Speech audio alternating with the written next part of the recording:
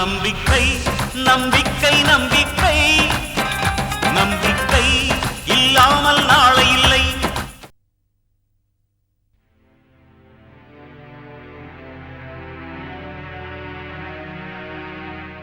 என்ன மம்மி, அண்ணனை வெளியே கொண்டு வர ஏற்பாடு பண்ணிட்டீங்களா? பண்ணி என்ன பிரயோஜனம்? வெளியில எடுக்க முடியலையே. வசந்த வெளி விடக்கூடாதுன்னு பணம் புகுந்து விளையாடி இருக்கு. நானும் செலவு செய்ய தயாரா இருக்கேன். இன்னைக்கு சாயந்தரமே ஜாமீன்ல வசந்த கூட்டிட்டு வரணும் தான் போனோம். ஆனா கோர்ட் வாசல்ல காத்து காத்து நின்னதான் மிச்சம். பிரயோஜனமே இல்ல. சரி, நாளைக்கு மறுபடியும் ட்ரை பண்ணி பாக்குறேன். அண்ணனையாவது போய் பாத்தீங்களா மம்மி? இல்ல. சரி வாங்க, நாம போய் பாத்துட்டு வந்துருவோம். நான் வரல. என்ன மம்மி, அண்ணனை போய் பார்க்கணும்னு உங்க மனசுக்கு தோணவே இல்லையா? தோணுதுமா. ஆனா அந்த ஜெயிலுக்கு நான் ஒரு விஐபியா தான் போயிருக்கேன். குற்றவாளியை பார்க்க போற ஒரு தாயா நாங்க போக விரும்பல. அண்ணனை விட உங்களுக்கு கௌரவம் முக்கியமா போச்சா மம்மி?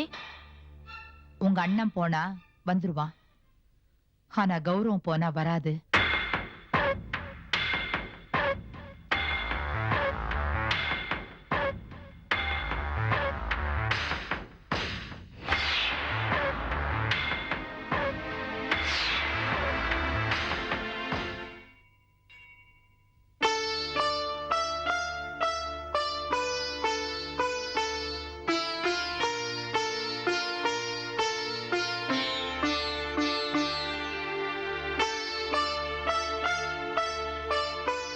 போலாமா ஜெயந்தி?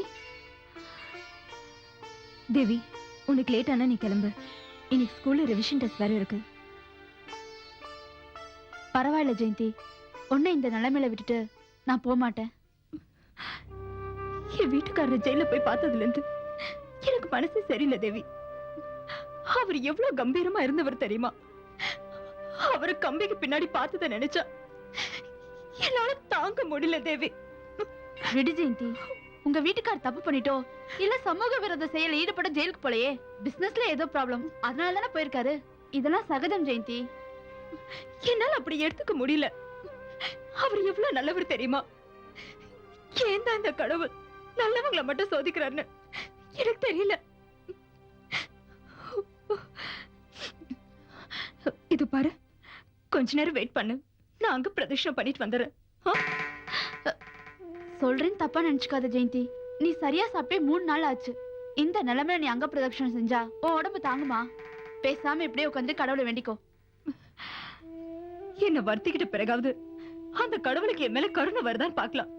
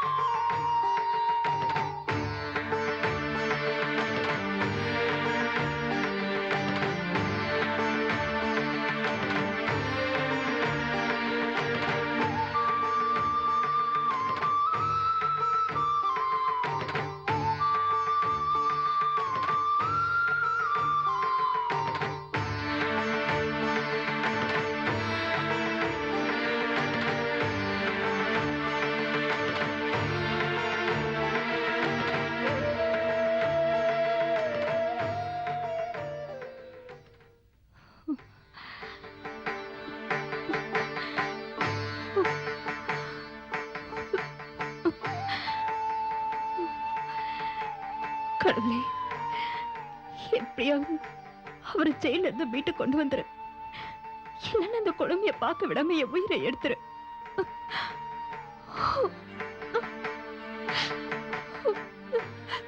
ஜெயந்தி, வா போலாம்.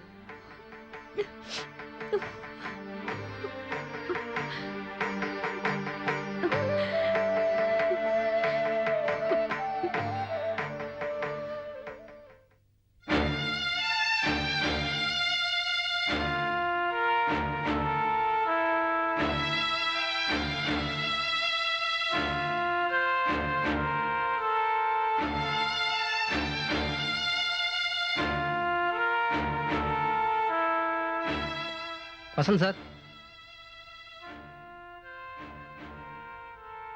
வாங்க. எங்க கோர்ட்டுக்கா? இல்ல சார், உங்களை பெயில் எடுத்திருக்காங்க. யாரு? தெரியல சார், யாரோ ஒரு லேடி எடுத்திருக்காங்க. அப்படின்னா எங்க அம்மாவா தான் இருக்கும். எனக்கு தெரியல சார்.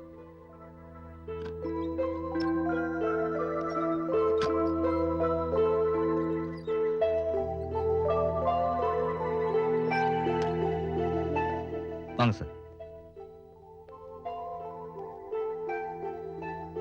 அம்மா எங்க? அம்மா வரல, வீட்ல இருக்காங்க. ஏன், உடம்புக்கு ஏதாவது? அதெல்லாம் ஒண்ணு இல்ல, நல்லா தான் இருக்காங்க. பின்ன ஏன் அம்மா வரல? உங்களை இந்த நிலைமையில பார்க்க அவங்களுக்கு விருப்பம் இல்லைன்னு நினைக்கிறேன், அதான் வரல. என்ன ஜாமீன்ல எடுத்தது யாரு? அவங்கதான்.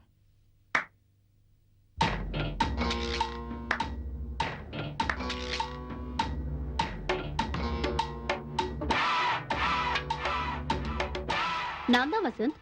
நான் தான் உங்களை வெளியே கொண்டு வந்தது. நான் தான், சாக்ஷாத் நானே தான். வசந்த், அன்னைக்கு உங்களை உள்ள அனுப்பி வச்சதும் நான் தான்.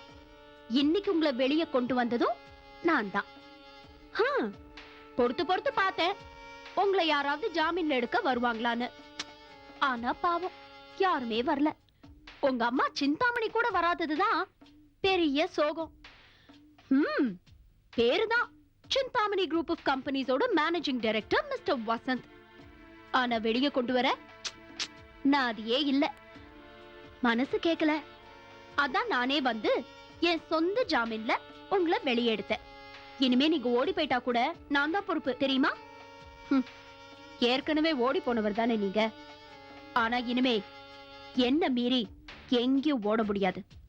போதும் நந்தினி, ஒரு பொம்பளை எது வரைக்கும் தாண்டி போலான்னு ஒரு ரேஞ்ச் இருக்கு, அதை தாண்டி போகாத. பொம்பளைங்க பெரிய ஆளானா உங்களை மாதிரி சில பேருக்கு பொறுக்காதே. ஆனா உங்களையும் மீறி நான் இப்ப பெரிய ஆளாயிட்டு வரேன். இன்ஃபேக்ட் உங்களை ஜாமீன்ல எடுக்க கூட நான் தான் தேவைப்பட்டேன், அதை மறந்துடாதீங்க. நீ ஜாமீன்ல எடுத்து நான் வெளியே வரமாட்டேன் நந்தினி. வக்கீல் சார், நான் வரமாட்டேன். அம்மா மூலமா என்ன ஜாமீன்ல எடுக்க ட்ரை பண்ணுங்க. அது வரைக்கும் உள்ளே இருக்கேன், ஒன்றும் பிரச்சனை இல்லை. பிரச்சனை அது இல்ல சார், நீங்க இல்லாம ஃபேக்டரியில ஒர்க் அப்படி நிக்குது. இன்னும் 10 நாள் போச்சுன்னா பெரிய பிரச்சனை ஆயிடும். அது மட்டும் இல்ல, அம்மாவும் நானும் ஜாமீன் எடுக்க ரொம்ப ட்ரை பண்ணோம். அதுவும் இல்லாம அம்மா மேலேயும் கம்ப்ளைண்ட் இருந்ததுனால ஒண்ணுமே பண்ண முடியல. வெளிய வாங்க வசந்த். உங்களை உள்ள வச்சிருந்தா எனக்கும் ரொம்ப போர் அடிக்குது. பால் கிரவுண்ட்ல இருந்தா தானே அதை உதைச்சு உதைச்சு விளையாட முடியும். வக்கீல் சார், அம்மா கிட்ட பேசணும், கொஞ்சம் செல் கொடுங்க. செல்லுல பேசினாலும் சிந்தாமணி அம்மாவோட செல்வாக்கு செல்லாது வசந்த். முயற்சி பண்ணி டைமை வேஸ்ட் பண்ணாதீங்க. சீக்கிரம் வீட்டுக்கு போங்க, உங்களை நான் அப்புறம் பாத்துக்கிறேன். இல்ல, நீ ஜாமீன்ல எடுத்து நான் வெளியே வரதா இல்ல. எனக்கும் வெளியே வர தெரியும். அடப்பாவமே, 3 நாள் உள்ள இருந்ததுக்கே இப்படி முகம் எல்லாம் வாடி போச்சே. 15 நாள் உள்ள இருந்தீங்கன்னா உயிரே இல்ல போயிருக்கும்.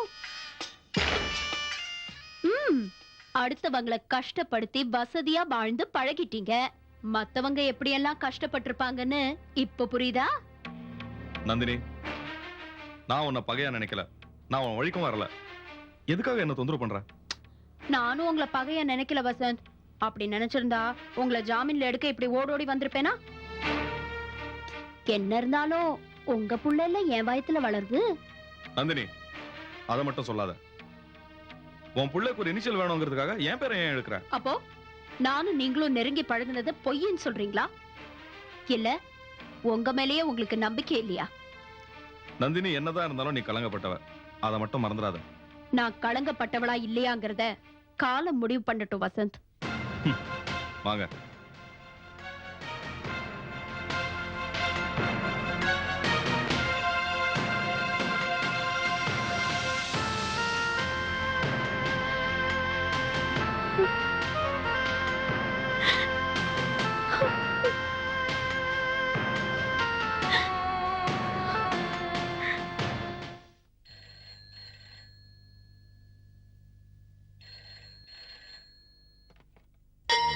ஹலோ, சிந்தாமணி அம்மாவா? நான் நந்தினி பேசுறேன். என்ன சிந்தாமணி, என் பேரை கேட்டோன்ன பேச்சையே காணோம். அடங்கி போயிட்டியா? அதுக்குள்ளையா? இப்போ உனக்கு என்ன வேணும்? உன் பையனை நீ ஜெயில கூட போய் பார்க்கலையாமே. ஐயோ பாவம், அவனை ஜெயில போய் பார்த்தா உன் கௌரவம் போயிடுமேன்னு பயப்படுறியா சிந்தாமணி? ஊர்ல எவனாவது பெரிய மனுஷனை தூக்கி உள்ள போட்டுட்டா உடனே ஜாமீன் கொடுக்க ஓடுவியே. இப்போ உன் புள்ளையே உன்னால வெளியே கொண்டு வர முடியல. உனக்கு பிடிக்காதவங்க யாராவது இருந்தா உடனே ஜெயில தூக்கி போடுவல. இப்ப பாத்தியா, உன் அருமை புள்ளையே நிஜமாவே கூண்டு கிளியா மாறிட்டான். உன்னால அவனை வெளியே கொண்டு வர முடிஞ்சுதா? முடியாது. இனிமே உன்னால எதுவுமே முடியாது. புரிஞ்சுதா சிந்தாமணி? என்ன மிரட்டுறியா? ரொம்ப ஆடாத, அடங்கி போயிடுவ. ஆமாமா, அதுக்கு உதாரணமா தான் நீ இருக்கியே. ஆடாத ஆட்டம் ஆடின, இப்போ அடங்கி கிடக்குற. உன் செல்வாக்கெல்லாம் இப்போ செல்லா காசாயிடுச்சு. சும்மா பேசாத. நான் நினைச்சா உன்னால இனிமேல் நினைக்க மட்டும்தான் முடியும். நடத்தி காட்ட என்னால மட்டும்தான் முடியும். சிந்தாமணி, உனக்கு ஞாபகம் இருக்கா? நீயும் அந்த செக்ல கையெழுத்து போட்டு கொடுத்திருக்க. நான் நினைச்சா அடுத்த நிமிஷமே உன்னையும் தூக்கி ஜெயிலுக்குள்ள வச்சிடுவேன். ஆனா நான் அப்படி செய்ய மாட்டேனே. ஏன் தெரியுமா? உன்னை கொண்டு போய் உள்ள வச்சா அந்த கஷ்டத்தோட போயிடும். ஆனா வெளியே விட்டு வச்சிருந்தா உன்னால நிம்மதியா சாப்பிட முடியாது, நிம்மதியா தூங்க முடியாது. இப்ப போலீஸ் வருமா, அப்ப போலீஸ் வருமான்னு பயந்து பயந்து நீ வாழணும். இல்ல, நீ சாகணும். அதுக்காகத்தான் உன்னை விட்டு வச்சிருக்கேன். புரிஞ்சுதா? சரி, இப்போ உனக்கு என்ன வேணும்னு சொல்லு, பேசி தீர்த்துக்கலாம். சிந்தாமணி, பேசி தீக்கிற காலமெல்லாம் இப்ப கடந்து போச்சு. இனிமே தீர்த்துட்டு தான் பேசணும். சரி சரி, உன் புள்ள இன்னும் கொஞ்ச நேரத்துல வீட்டுக்கு வருவான். ஆர்த்தி கடைச்சு ரெடியா எடுத்து வை. பொறுத்து பொறுத்து பார்த்தேன், உன் புள்ளைய ஜாமீன்ல எடுக்க நீயும் வரல, யாரையும் அனுப்பல. அதான் மனசு கேட்கல, நானே போய் ஜாமீன்ல எடுத்துட்டேன். பெத்த புள்ளைங்கிற பாசம் உனக்கு இருக்கோ இல்லையோ, நான் பெத்துக்க போற புள்ளையோட அப்பாங்கிற பாசம் எனக்கு நிறையவே இருக்கு. அதான் ஜாமீன்ல எடுத்துட்டேன். ஆனா ஒண்ணு, வசந்துக்கு இப்போ சிந்தாமணி பெரியாளா இல்ல இந்த நந்தினி பெரியாளான்னு நல்லாவே புரிஞ்சிருக்கும். போனை வச்சிடுறியா?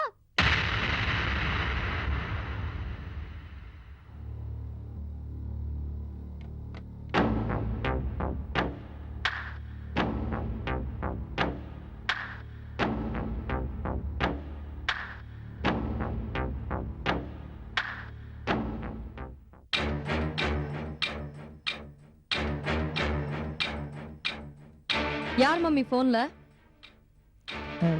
ஒன்னும் இல்லம்மா, கம்பெனில இருந்து போன் பண்ணாங்க. சம்பள விஷயமா பேசினாங்க. பொய் சொல்லாதீங்க. எல்லா விஷயமும் அம்பலத்துக்கு வந்ததுக்கு அப்புறம் சம்பளத்துக்காக வந்த போனுன்னு ஏன் பொய் சொல்றீங்க? எல்லாத்தையும் நான் போன்லயே கேட்டுட்டேன். யார் அந்த நந்தினி? அண்ணனோட குழந்தை அவங்க வயித்துல வளருதுன்னு சொல்றாங்களே, என்ன மம்மி இதெல்லாம்?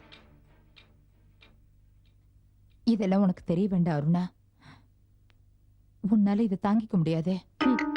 இடிதான் விழுந்துருச்சே மம்மி, அதோட விளைவுகளை சந்திச்சுதானே ஆகணும். அண்ணனை ஒரு உயர்ந்த ஸ்தானத்துல வச்சிருந்த மம்மி. அதனாலதான் உங்ககிட்ட எதுவுமே சொல்லாம இருந்த. உங்க அண்ணனுக்கும் நந்தினிக்கும் நெருங்கிய தொடர்பு இருந்துச்சு. அவளதான் கல்யாணம் பண்ணிக்கணும்னு உங்க அண்ணன் நினைச்சிருக்கான் போல இருக்கு. ஆனா திடீர்னு ஜெயந்தியை கல்யாணம் பண்ணிக்க வேண்டிய நிலைமை வந்தது. ஜெயந்தியை கல்யாணம் பண்ணினத நந்தினியால தாங்க முடியல. அவளை யாருக்கும் தெரியாம வெட்டி விடணும்னு பார்த்தேன். ஆனா இப்ப அவ வேர் விட்டு வளர்ந்துட்டா. ராம்கோபால்னு ஒரு கோடீஸ்வரர் அவளை மகளா தத்தெடுத்துட்டு இருக்காரு. அந்த தைரியத்துலதான் இவ ஆடிட்டு இருக்கா. இப்ப உங்க அண்ணனை திட்டம் போட்டு அவதான் ஜெயிலுக்கு அனுப்பிச்சிருக்கா. அடுத்ததா என்ன பழி வாங்கணும்னு துடிக்கிறா. அண்ணன் எனக்காக என்னதான் தியாகம் பண்ணியிருந்தாலும் அவர் இப்படி இருப்பாருன்னு நான் கொஞ்சம் கூட எதிர்பார்க்கல மம்மி. உனக்கு ஒரு உண்மை தெரியாது அருணா. உன் புருஷனை வெளிநாட்டுக்கு அனுப்பினதில்ல. ஆரம்பத்துல உனக்கு கூட விருப்பம் இல்லைன்னு எனக்கு தெரியும். நீ என்கிட்ட சண்டை போட்ட. ஆனா நான் உன்னை சமாதானப்படுத்தின. கல்யாணம் முடிஞ்சு கொஞ்ச நாள் கூட ஆகல. ஆனா ஏன் உன் புருஷனை வெளிநாட்டுக்கு அனுப்பினு தெரியுமா? இந்த நந்தினி விஷயம் உன் புருஷனுக்கு தெரிஞ்சா அவரால் அதை தாங்கிக்க முடியாது. இன்னொரு பொண்ணோட தொடர்பு வச்சிருக்கிறவன் தன்னோட தங்கச்சிக்கு கணவனா வந்திருக்கான்னு தெரிஞ்சா எந்த அண்ணன் அதை தாங்கிக்க முடியும்? இந்த உண்மை உன் புருஷனுக்கு தெரிஞ்சா அடுத்த நிமிஷமே உன்னோட வாழ்க்கை பாதிக்கப்படும். இத மனசுல வச்சுதான் உன் புருஷனை வெளிநாட்டுக்கு அனுப்புனேன். நான் எது செஞ்சாலும் நம்ம குடும்பத்தோட நல்லதுக்கு தாம செய்வேன். இத உங்க அண்ணன் புரிஞ்சுக்கலனாலும் நீயாவது புரிஞ்சுக்கோ அருணா. நடக்கிறதெல்லாம் பார்த்தா எனக்கு ரொம்ப பயமா இருக்கு மம்மி. பயப்படாத, நான் பாத்துக்கிறேன். போ.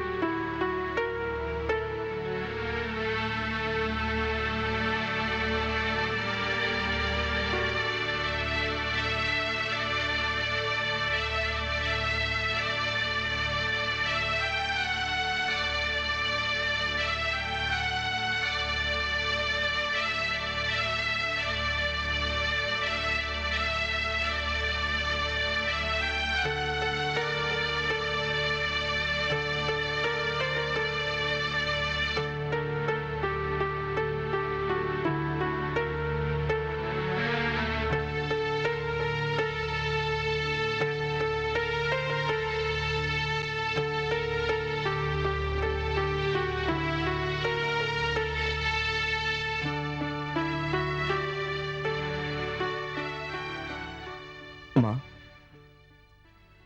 வாப்பா. என்னம்மா, நான் ஜெயிலுக்கு போனது உனக்கு பிடிக்கலையா? நீ வந்தது எனக்கு பிடிக்கல. என்னம்மா சொல்ற? நான் வந்தது உனக்கு பிடிக்கலையா? நீ வந்த முறை எனக்கு பிடிக்கலப்பா. நந்தினி எனக்கு ஃபோன் பண்ணா. அவ ஜாமீன்ல எடுத்துதான் நீ வரணுமா? அவளை விட்டா நமக்கு வேற ஆளே இல்லைங்கிற மாதிரி பேசுறா. நானும் வரமாட்டேன்னு தாம்மா சொன்னேன். ஆனா நம்ம வக்கீல் தான் கட்டாயப்படுத்தி என்னை கூட்டிட்டு வந்துட்டாரு. என்னப்பா பண்றது? நம்ம நேரம் அப்படி இருக்கு. யானை சேத்துல மாட்டிக்கிட்டா எலி கூட அது மேல ஏறி விளையாடும்னு சொல்லுவாங்க. அந்த மாதிரி நம்மள பார்த்து நடுங்கிட்டு இருந்த நந்தினி இன்னைக்கு எனக்கு ஃபோன் பண்ணி என்ன கேலி செய்யறா. சாரிம்மா. பரவாயில்லப்பா, உன்னால வர எந்த அவமானத்தையும் தாங்கிக்க நான் தயாரா இருக்கேன். உனக்கு கல்யாணத்துல இருந்து டைம் சரியில்லைன்னு நினைக்கிறேன். ஜாதக பொருத்தம் கூட பார்க்காம அவ கழுத்துல தாலி கட்டிட்ட. எல்லாம் ஜெயந்தி வந்த நேரம். இப்ப ஜெயந்தி பத்தி பேச வேண்டாமே. பாவம், அவ மனசுல எந்த ஆசையும் வச்சுக்காம ஒதுங்கி இருக்கா. அருணா செய்ய வேண்டிய கடமையில இருந்து தவறுனதுனால ஜெயந்தி அதை செஞ்சுட்டு இருக்கா. அருணை செய்ய வேண்டிய கடமைன்னு சொல்றியே, எது? ராமையாவை பாத்துக்காருதா அருணாவோட கடமையா? அதுக்குதான் அவ பிறந்துக்காளா? சரிம்மா, இப்போ அதை பத்தி எல்லாம் பேச வேண்டாம். நீயும் ஒரு பொறுப்பான அம்மாவா இருந்துகிட்டு அருணாக்கு சொல்லியிருக்கணும். அந்த கடமையில இருந்து நீயும் தவறிட்ட.